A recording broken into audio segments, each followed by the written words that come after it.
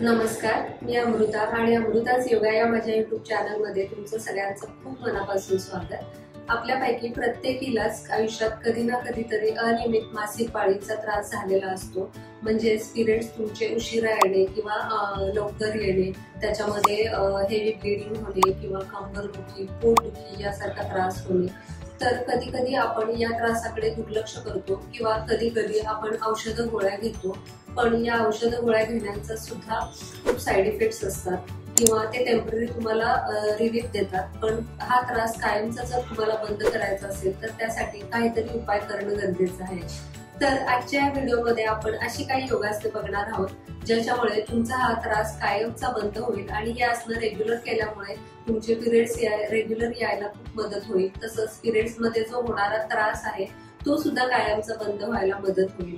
ही योगासनं करायला अतिशय सोपी आहेत आणि सहजरित्या तुम्ही करू शकता। तर व्हिडिओ शेवटपर्यंत बघा जेणेकरून तुम्हाला कुठल्या योगासनांचा नक्की काय फरक पडतो हे समजेल। आणि व्हिडिओच्या शेवटी मी एक प्राणायाम पण याच्यासाठी दाखवणार आहे, त्याचा सुद्धा तुम्हाला खूप जास्त प्रमाणात फरक पडणार आहे। तर आधी आपण बघूयात की अनियमित मासिक पाळी होण्यामागची कारणं काय असतात। तर सगळ्यात महत्त्वाचं आणि मोठं कारण म्हणजे स्ट्रेस। तर आजकाल प्रत्येकालाच आयुष्यात स्ट्रेस आहे। तर सकाळी मुलांचे डब्बे करण्यापासून ते काम आवरण्यापर्यंत खूप घाईघाईत आपण असतो, तर आपल्या नकळत आपल्या मनावरती खूप स्ट्रेस येत असतो।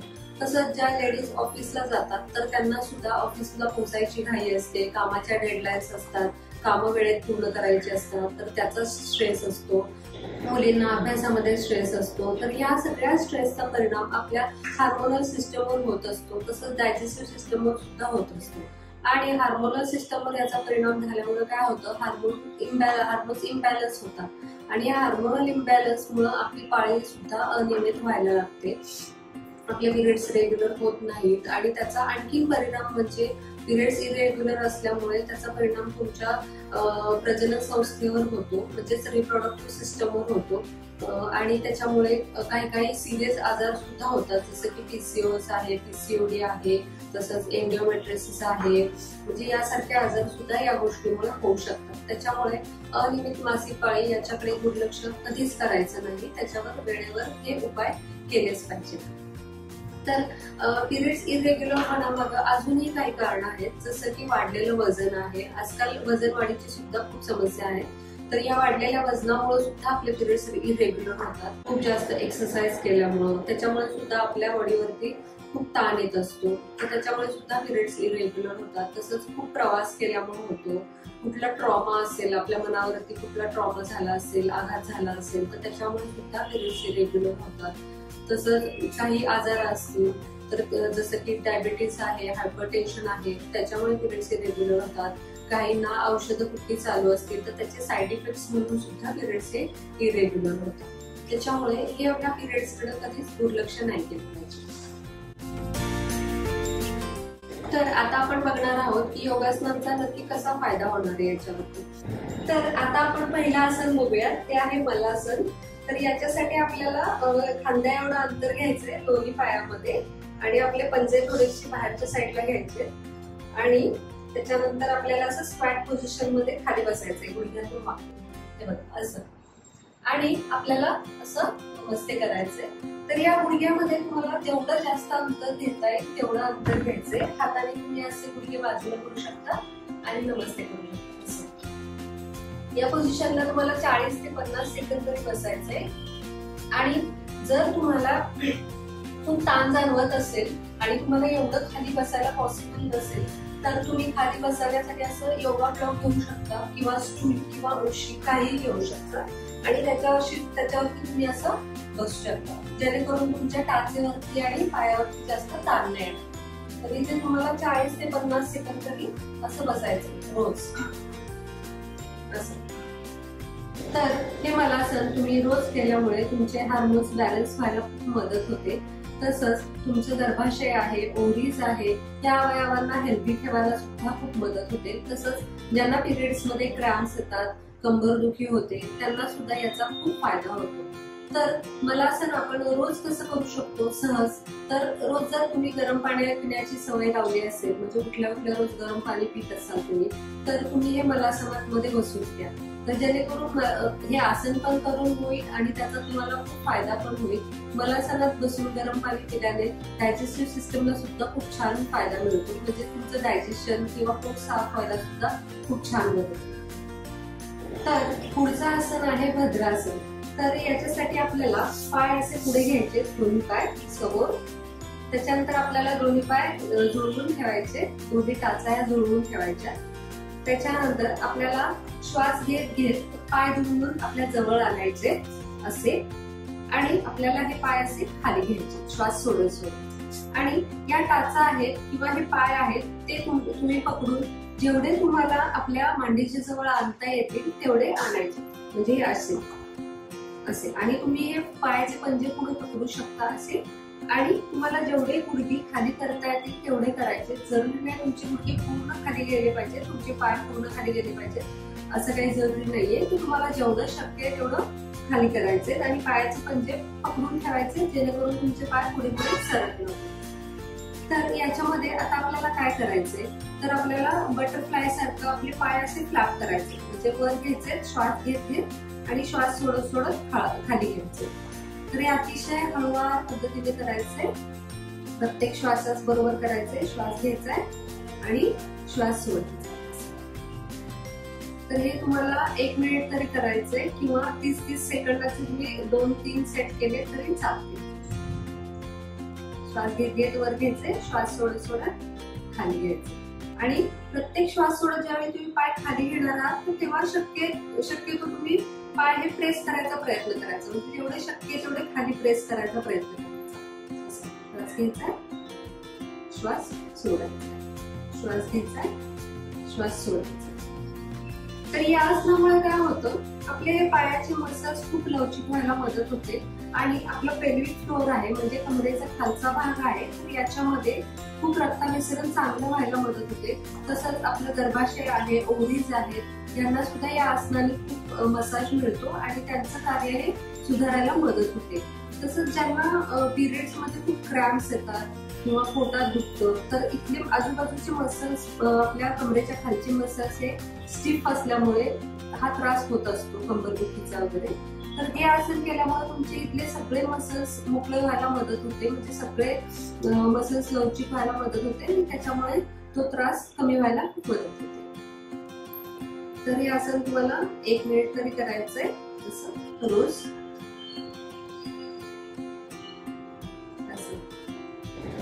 याच्यानंतर हे आसन सोडताना सुद्धा आपल्याला श्वास घेत घेत पाय असे जवळ करायचे आणि श्वास सोडत सोडत पाय परत समोर आणायचे असे. तर पुढचं आसन आहे भुजंगासन. याच्यासाठी आपल्याला पोटावरती झोपायचंय. तर सगळ्यात आधी आपल्याला एका साईडवर झोपायचंय आणि मग पोटावर झोपायचंय. तर असं आधी आपण एका साईडला झोपायचं आणि मग पोटावरती झोपायचं. तसं पायाचे पंजे खाली करायचे. याच्यानंतर आपल्याला दोन्ही हात हे छातीच्या बाजूला ठेवायचे, असं पुढे नाही ठेवायचे, तर हे छातीच्या बाजूला ठेवायचे. याच्यानंतर आपल्याला कपाळ टेकवायचे, असं पाय जुळवून ठेवायचे आणि त्याच्यानंतर श्वास घेत घेत आपल्याला आपली छाती जितकी वर उचलता येईल तेवढी उचलायची आहे. आपल्याला पोट नाही उचलायचे पूर्ण, किंवा आपल्याला कमरेतून वर नाही उचलायचे, आपल्याला फक्त छाती उचलायची वरती. तर श्वास घेत घेत अशी छाती वर उचलायची आहे, जेवढी शक्य आहे तेवढी वर उचलायची आहे आणि गळ्याला चांगला ताण द्यायचा आहे. असा 30 सेकंद थांबायचे. त्याच्यानंतर श्वास सोडत सोडत आपल्याला परत खाली यायचं असं. परत एकदा बघा, श्वास घेत घेत छातीवर उचलायची आहे. हाताचा सपोर्ट तुम्ही शक्य तेवढा कमी घेतला तर खूप बरं होईल, पण तुम्हाला अगदी शक्य नसेल तर हाताचा सपोर्ट केलं तरी चालेल. असं सोडत सोडत खाली यायचं. त्याच्यानंतर परत एका कुशीवर वळायचंय एका बाजूला आणि मग आपल्याला दुसऱ्या हाताच्या सपोर्टनी परत उठून बसायचं. तर भुजंगासनचे तसे खूप सारे फायदे आहेत. तुमच्या पचन संस्थेवर सुद्धा हे आसन खूप चांगलं काम करतं, म्हणजे डायजेशन चांगलं व्हायला खूप मदत होते. तसंच तुमच्या गर्भाशय आहे, ओव्हरीज आहे, तर त्याला सुद्धा ताकद मिळते, लवचिकता मिळते. तसंच कमरेला सुद्धा चांगली किंवा मणक्याला सुद्धा चांगली स्ट्रेंथ यायला खूप मदत होते. त्याच्यामुळे याचा पिरियड्स मध्ये तुमच्या कंबरदुखीवर आणि पोटदुखीवर खूप चांगला परिणाम होतो आणि तुमची कंबरदुखी, पोटदुखी ही नाहीशी व्हायला खूप चांगली मदत होते. याच्यानंतर पुढचं आसन आहे अधोमुख श्वानासन. तर याच्यासाठी तुम्हाला दोन्ही हात आणि दोन्ही पायावरती यायचंय. असं हातामध्ये आणि पायामध्ये खांद्याच्या एवढं अंतर ठेवायचंय असं. याच्यानंतर खोल श्वास घ्यायचाय आणि श्वास सोडत सोडत तुम्हाला कमरेतून वर उचलायची बॉडी, म्हणजे हिप्स हे वर उचलायचे, पाय स्ट्रेट करायचा प्रयत्न करायचा असा.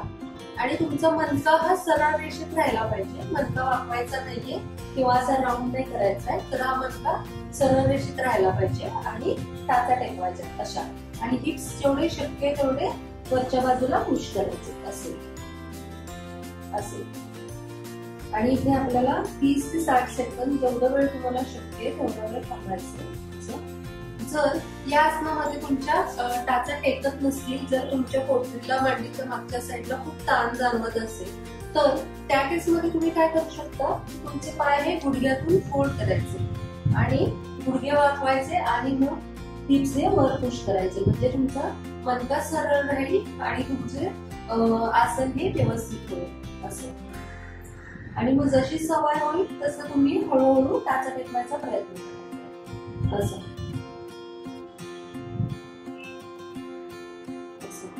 त्याच्यानंतर परत श्वास सोडत सोडत माघारी. या आसनामुळे तुमचं ब्लड सर्क्युलेशन खूप चांगलं व्हायला मदत होते. तसंच अधोमुख श्वानासनामध्ये आपले डोकं हे खालच्या दिशेने असल्यामुळे रक्ताभिसरण आपल्या डोक्याच्या दिशेने होतं आणि त्याच्यामुळे आपला स्ट्रेस कमी व्हायला खूप जास्त मदत होते. आणि तुमच्या पोटाच्या आजूबाजूचे जेवढे काही अवयव आहेत त्यांना सुद्धा स्ट्रेंथ मिळायला खूप जास्त मदत होते. याच्यानंतर पुढचं आसन आहे विपरीत करणी. तर याच्यासाठी आपल्याला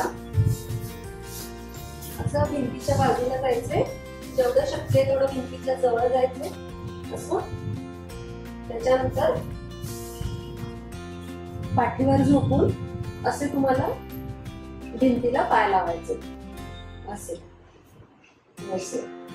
हात खाली ठेवायचे आणि भिंतीला पाय लावून तुम्हाला इथे 5 ते 10 मिनिटं तरी झोपायचं असं. तर हे आसन तुम्ही रात्री झोपताना सुद्धा 10 ते 15 मिनिटं बेडवरती करू शकता, अगदी सहज आणि सोप्या रीतीने करू शकता. तर हे आसन पिरियड्स मध्ये ज्यांना पाय खूप दुखतात, पायाला खूप सारे क्रॅम्प्स येतात, तर त्यांच्यासाठी खूप छान आहे. या आसनामुळे पायामधलं रक्ताभिसरण खूप जास्त चांगलं होतं, तसंच स्ट्रेस कमी व्हायला मदत होते. त्याच्यामुळे झोपताना तुम्ही रोज हे आसन केलं किंवा पिरियड्स मध्ये जर हे आसन केलं तर तुमचे पाय दुखायचे खूप कमी होतील. तर हे आसन नक्की करू नका. तर आता मी एक प्राणायाम दाखवणार आहे. तर हे प्राणायाम रोज केल्यामुळे तुमचा स्ट्रेस खूप जास्त प्रमाणात कमी व्हायला मदत होईल. तर हे आहे अनुलोम विलोम प्राणायाम. याच्यामध्ये आपल्याला अल्टरनेट नॉस्ट्रिल्सनी श्वास घ्यायचा असतो, म्हणजे एकदा लेफ्ट नाकपुडीने श्वास घ्यायचा आणि एकदा राईट नाकपुडीने श्वास घ्यायचा. तर ते कसं करायचं मी आता सांगते. तर आपल्याला एका हाताने प्रणव मुद्रा बनवायची आहे, म्हणजे ही 2 बोटं आहेत, अंगठ्याच्या शेजारची 2 बोटं आहेत ती दुमडायची आहे आणि बाकीची 2 बोटं ही सरळ ठेवायची आणि अंगठा सरळ ठेवायचा आहे. हे आपल्याला उजव्या हाताने करायचंय आणि डावा हात आपला हा मांडीवरती राहायला पाहिजे. तर असा तुम्ही हात ठेवू शकता किंवा याची एखादी ज्ञान मुद्रा वगैरे अशी मुद्रा सुद्धा करू शकता. तर याच्यानंतर आपल्याला अंगठा हा राईट नॉस्ट्रिलवर ठेवायचा आहे असा आणि लेफ्ट नॉस्ट्रिलने आपल्याला श्वास आत घ्यायचा आहे. खोल श्वास घ्यायचा आहे. त्याच्यानंतर या रिंग फिंगरने आपल्याला लेफ्ट नाकपुडी बंद करायची आहे आणि राईट नाकपुडीने श्वास सोडायचा आहे.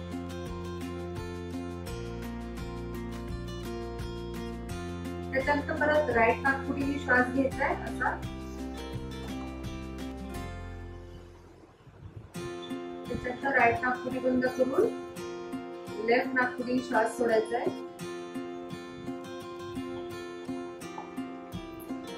तर हे असं झालं एक सायकल. तर असं आपल्याला 5 मिनिटं तरी करायचंय. तर यामुळे काय होतं, आपल्याला खोल श्वास घ्यायला खूप मदत होते, तसंच आपल्या दोन्ही नाकपुड्या मोकळ्या होतात आणि आपला श्वासावर खूप नियंत्रण येतं आणि त्याच्यामुळे खोल श्वास घेतल्यामुळे काय होतं की आपला स्ट्रेस सुद्धा कमी व्हायला खूप मदत होते, कारण आपण श्वासावर कॉन्सन्ट्रेशन करतो. तर या प्राणायामचे खूप सारे फायदे आहेत. ज्यांना बीपीचा त्रास आहे त्यांनी ते सुद्धा करू शकतात. त्यांचा सुद्धा बीपी थोड्या प्रमाणात कमी व्हायला मदत होते. तसंच ज्यांना खूप स्ट्रेस होतो, एन्झायटी होते, तर त्यांना सुद्धा या प्राणायामाचा खूप फायदा होतो. तर हे प्राणायाम तुम्ही कधीही करू शकता. अगदी झोपताना सुद्धा केलं तरी तुम्हाला खूप छान झोप यायला मदत मिळेल आणि तुमचा स्ट्रेस खूप जास्त प्रमाणात कमी होईल. तर ही होती काही उपयुक्त अशी आसनं. तर ही आसनं रोज केल्यामुळे तुम्हाला खूप छान फरक पडेल. तुम्हाला तुमचे पिरियड्स रेग्युलर व्हायला खूप मदत होईल. तसंच पिरियड्स मध्ये जो काही त्रास होतो तर तो सुद्धा बंद व्हायला खूप छान मदत होईल. त्याच्यामुळे ही आसनं नक्की करून बघा. आणि आजचा व्हिडिओ आवडला असेल तर नक्की लाईक करा आणि तुमचे काही प्रश्न असतील किंवा काही प्रतिक्रिया असतील तर नक्की कमेंट बॉक्समध्ये लिहा आणि तुमच्या जवळच्या व्यक्तींपर्यंत नक्की हा व्हिडिओ पोहोचवा, जेणेकरून त्यांना सुद्धा या आसनांचा खूप फायदा होईल. आणि माझ्या चॅनलला नक्की सबस्क्राईब करा, जेणेकरून मी असे छान छान व्हिडिओ घेऊन तुमच्यापर्यंत येईल. थँक्यू.